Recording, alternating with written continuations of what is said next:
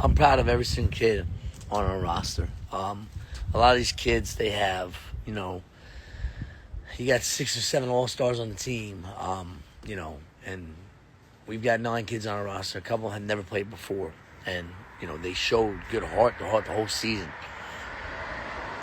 Today, like I said, the refs were calling the tightest game I've ever seen, and they shouldn't have, and good Lord,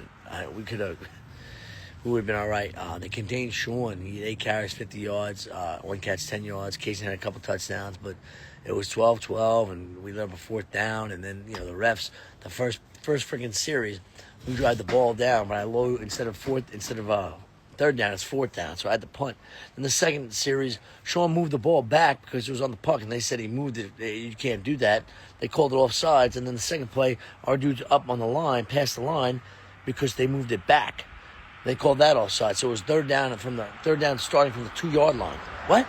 So that screwed up our first 2 series.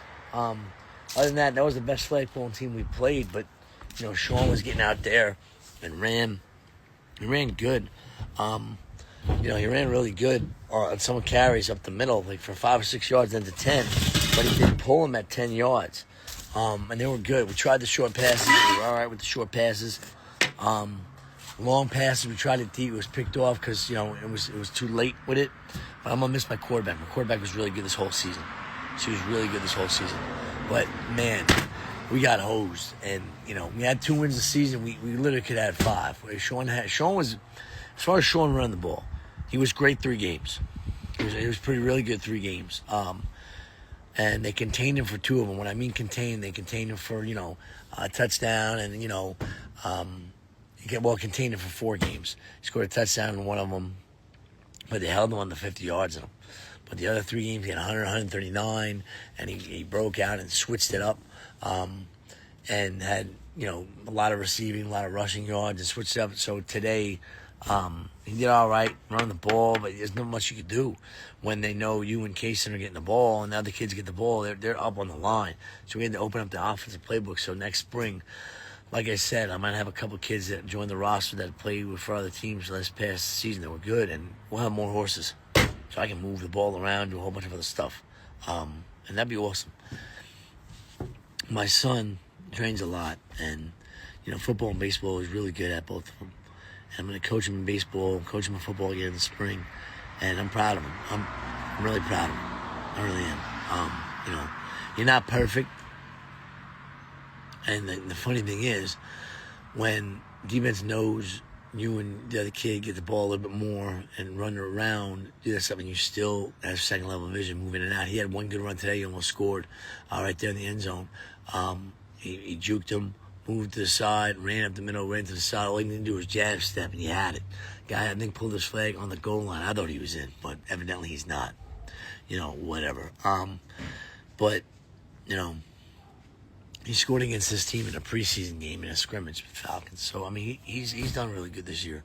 And I'm proud of him. He ended up with 36 carries, 402 yards, and 4 touchdowns. Receiving, he had 8 catches, 57 yards, and a touchdown. Defensively, he got mad today. He pushed some kid. He got mad. He played okay defensively. But, like I said, I'm proud of him. I'm proud of all those kids, all 9 of them on my team. And, some kids are aging out. We're going to lose Quinn, and some kids probably aren't going to play again. But I don't want them. I want them to get the good experience. I wanted to win a championship for them. I really did. At least get to the championship. But that's what happens. Football happens in life, And I lost my voice because I was yelling, almost because I was yelling at the referee, saying you're not calling this game right. Call it right. You didn't call it the first 6 games of the season, but now you want to blow your whistle now? That's not happening. No, call it even. Call it fair. Let the kids play. Let them play, man. Don't foul. Little offsides. But just tell them to move back. Tell them to move the hell back like you've done the first 6 games, man. So, it is what it is. In life, you're going to get refs that aren't on your side. You're going to get calls against you. So you have to adjust to it, not just as an athlete, but as a coach. When you're helping kids out, that's when you're doing that stuff. And, based on their defense was double covering the case when he moved around. They switched their best flag puller. Same thing with my son. They put the good flag pullers inside. That's what happens, man. That's what happens. But like I said, I put a highlight up of him. He's done great this whole year. I keep his stats, man. I keep his stats because I didn't coach with the Raiders 2 years ago. But I coached with the Vikings and I coached with the Dolphins. But the thing with that is I shared offense coordinator duties with the other coach. And I didn't like that. Because you can't get an array of, you see something, you can't get a flow of the offense. So I had coached the Buccaneers in the spring. We were young, and we were a lot better with the Seahawks, man. Even though we had a young team, it was awesome. The best time I've had coaching the kids was this year with the Seahawks. And it was because I don't need all-stars. As a coach, you don't need all-stars. You play with the best person you can. Play with what you have. Develop kids. Develop them. Do the best they can. They might get frustrated. That is what it is. But do the best you can. And I'm going to show it. I'm going to, be a leader. Sean has gotten better. He's gotten better. And I am proud of what he's done. I'm proud of what he's done. That he's gotten better. And that's the thing. He's gotten better each season. He had 129 carries, 1,315 yards, and 16 touchdowns in these seasons he's had total. 20 catches, 170 yards, and 2 touchdowns. That's his stats I totaled up for the Raiders, which I wasn't coaching, then the Dolphins, the Vikings, the Dolphins, the Bucks, and the Seahawks. This was his best year yard-wise, over 400 yards. And you think that's not a lot, but it is in flag football when you don't give your kid the ball every time. What I feel like I was doing, he made the team better. When I gave him the ball more than 3 or 4 times, when I give him the ball at least 4 times running the ball, 4 to 8 times running the ball, he gets 50 to 150 yards rushing, and other kids open up the offense for them. And that's what it is. It opens up. So that's what I'm going to do next spring. 4 to 8 times, catching or running the ball, mix of that with Kaysen and my other squad, my other guys coming in. And I'm excited because I don't know what's going to happen. We're either going to be the Seahawks again or the Jaguars. We'll see. He likes being a different team every time. But whatever team we are, with Seahawks or Jaguars, we're going to go. This was the best chance for us to win this one and the Vikings in the spring of 24. The Vikings were the best chance to win our bracket because we ended up beating the champ, but we lost in the semis. And then the Dolphins, we were young. We could have won that first round game, but we didn't. And last year, the Buccaneers, we were young. We probably could have won that first round game, definitely. But I don't know how we would have won against the Dolphins in the semis. But today, we could have won this entire thing. And it gets at me for 4 months. It's not going to get at my son. A kid, 7, 8-year-old kid, they're like, eh. But, man, it was, it's a trip. It was a trip.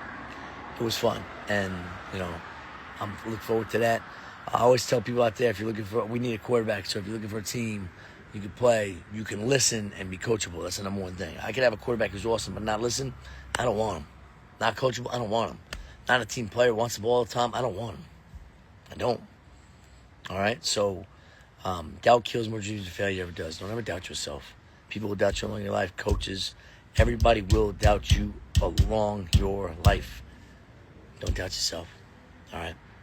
If you want to be the hero to your own story, it starts and ends with you. Look in the mirror. Look in the mirror. Get up and be somebody great every single day. All right? Every day. If you don't learn that from me, if you don't learn anything else from me through these live feeds, through me training my son, through me training myself with wide receiver, in-out breaks, my cone drills, my drills, if you don't learn anything about baseball, I coach my son with what you see on film or football, learn that. Don't ever doubt yourself. And everybody's a somebody. Don't ever think you're a nobody, man. Don't think you're a nobody. Be a somebody. Everybody's a somebody, all right? You got a last name, make your last name memorable. Everybody's a somebody. You're not a nobody. You're not, all right? So be great.